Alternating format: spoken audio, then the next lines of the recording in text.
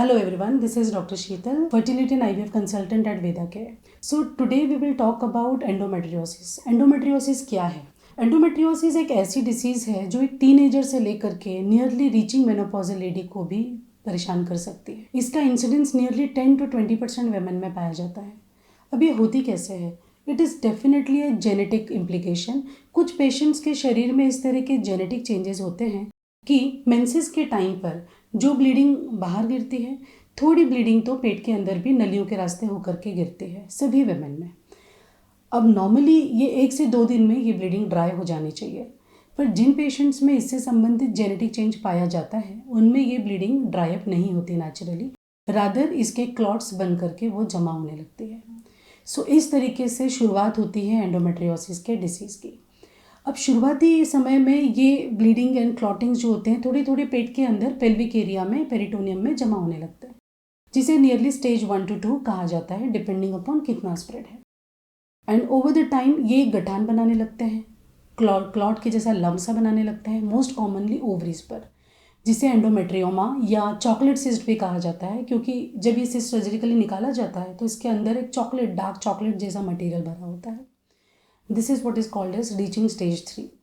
And over the time यही clottings बहुत ज़्यादा गर्भ और पॉटी पैसेज के बीच में, गर्भ एंड रेक्टम के बीच में जमा होने लगती है, जिसमें पेशेंट का discomfort even apart from menses, even at the time of defecation, motions pass करने के टाइम पे भी बहुत ज़्यादा बढ़ जाता है।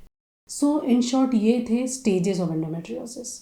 अब ये किस तरह से हमें हार्म कर सकती है, इसके सिम्टम्स क्या होते हैं? मोस्ट कॉमनली टीनेजर्स में ये प्रेजेंट करती है as menstrual problems. Menstrual problem में मेंसेस आने के कुछ दिनों पहले से ही, अंदाजन 4-5 दिन पहले से ही पेशेंट के पेट में दर्द होने लग जाता है। पेट में दर्द होना, पेल्विक एरिया में हैवीनेस फील होना, बैक एक होना, बहुत ज़्यादा फटीग फील करना, और मेंसेस आने के बाद ये दर्द और ज़्यादा बढ़ जाना। जो पेन हम मेंसेस में कहते हैं कि अंदाजन 1 से 2 दिन तक होना नॉर्मल है, जो उसके बाद अपने आप ठीक हो जाता है, जिसे हम नॉर्मल डिस्मेनोरिया कहते हैं। पर इन पेशेंट्स में ये डिस्मेनोरिया इस तरह का नहीं होता है। नियरली 3 to 4 डेज या अप टू जब तक मेंसेस शुरू हुए ये डिस्मेनोरिया लास्ट करता है। सो पीरियड्स के स्टार्ट होने के पहले से लेकर के throughout the periods pain रहना नॉर्मल नहीं मानते हैं। इसे नॉर्मल डिस्मेनोरिया न कहते हुए कंजेस्टिव डिस्मेनोरिया मेडिकल टर्म्स में कहा जाता है, जो one of the important points हैं जो एंडोमेट्रियोसिस के पेशेंट्स में पाया जाता है। अब डिस्मेनोरिया के अलावा इन पेशेंट्स में मेंस्ट्रुअल इरेगुलरिटी भी होती है। कुछ पेशेंट्स में मेंसेस बहुत अर्ली आने लग जाएंगे, एवरी 15-20 डेज। मेंसेस का फ्लो ज़्यादा होगा। मेंसेस का ब्लीडिंग का ड्यूरेशन जो 3 to 4 डेज, मैक्स 5 डेज में मेंसेस स्टॉप हो जाने चाहिए, वो 7-8 डेज भी जाएंगे। सो फ्रीक्वेंसी ऑफ मेंसेस इंक्रीज होना, ड्यूरेशन इंक्रीज होना, फ्लो इंक्रीज होना कॉमन है। उसके साथ एक्सेसिव डिस्मेनोरिया का होना। इस तरीके से जनरली जो टीनेजर पॉपुलेशंस होते हैं, गर्ल्स इन देयर 16, 17 और मे बी 20s प्रेजेंट करते हैं इस तरह की कंप्लेंट्स के साथ क्लिनिक में। अब इनका डायग्नोसिस कैसे होता है? Sonography is the main stay of diagnosis. Sonography करने पर इन पेशेंट्स के ओवरी में हमें जनरली चॉकलेट सिस्ट, जिसे मैंने अर्लियर कहा था, एंडोमेट्रियोमा, लम्स, ओवरीज में लम्ब पाए जाते हैं। दोनों ओवरीज में हो सकते हैं, कभी एक ही साइड की ओवरीज में हो सकते हैं। सोनोग्राफी के लिए लम्ब देखे जाते हैं, एंडोमेट्रियोसिस का डायग्नोसिस होता है और उसके बाद रिलेटेड ट्रीटमेंट एडवाइस किया जाता है। Treatment point of view, medical treatment is endometriosis अगर यंग पेशेंट में है, टीनेजर्स में है, या पेशेंट जो अपना फर्टिलिटी प्लान करना चाहते हैं उनमें है, तो उनमें मेडिकल ट्रीटमेंट एडवाइस ना करते हुए सर्जिकल ट्रीटमेंट एडवाइस किया जाता है। क्योंकि एक बार अगर लम्स फॉर्म हो जाते हैं, जैसे मैंने चॉकलेट सिस्ट बताया ओवरीज पर, या उसके आगे जाकर के रेक्टल एरिया में बहुत ज़्यादा क्लॉट्स जमा हो जाते हैं एंडोमेट्रियोसिस के, तो मेडिकल मैनेजमेंट इसको पूरी तरह से हैंडल नहीं कर पाएगा।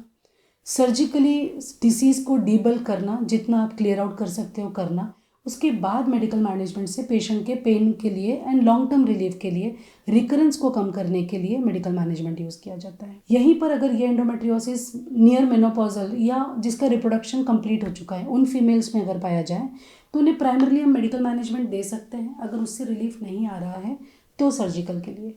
तो ये बहुत ज़्यादा डिपेंड करता है कि किस एज ग्रुप के गर्ल्स या वेमेन में हो रहा है और उनकी रिक्वायरमेंट क्या है, उनका फर्टिलिटी पेंडिंग है या हो चुका है, उसके हिसाब से ये ट्रीटमेंट डिसाइड किया जाता है कि सर्जिकल अप्रोच यूज़ किया जाए या मेडिकल मैनेजमेंट के बारे में सोचा जाए। इसके अलावा कई पेशेंट्स ऐसे होते हैं जिन्हें लकीली कोई कभी सिम्टम्स नहीं हुए, या हम कहें अनलकीली भी, यदि सिम्टम्स होते तो शायद वो डायग्नोस करके उससे पहले ट्रीट कर लेते। कुछ ऐसे भी पेशेंट्स होते हैं जिनके अंदर एंडोमेट्रियोमास बन चुके होते हैं पर उन्हें पेन इतना नहीं होता कि वो कभी डॉक्टर के पास जाके इवैल्यूएट करवाते। तो ये पेशेंट्स कई बार directly with the complain of infertility कि हम प्रेगनेंसी प्लान कर रहे हैं पर बेबी नहीं आ रहा है के साथ अप्रोच करते हैं। अगेन क्योंकि फर्टिलिटी वर्कअप में सोनोग्राफी की ही जाती है, सोनोग्राफी करने पर हमें एंडोमेट्रियोसिस के बारे में आइडिया लगता है और अकॉर्डिंगली उसका आगे का ट्रीटमेंट जैसा मैंने अभी सजेस्ट किया एडवाइस किया जाता है। Post reproductive duration like 35 and above और 40s के वेमेन में भी एंडोमेट्रियोसिस पाया जाता है। वो भी इसी कंप्लेंट के साथ आते हैं, same pain, heavy periods and sometimes early menses. कभी कभी रेयरली डिलेड मेंसेस भी एंडोमेट्रियोसिस में होते हैं, जिनमें again medical line of management और अगर ज़रूरत पड़ती है तो सर्जरी करके उन्हें रिलीव किया जाता है। So this was all in nutshell about endometriosis. इससे संबंधित यदि आपको कोई भी डाउट्स हैं तो please put a message in the comment section, will be very very happy to reply you.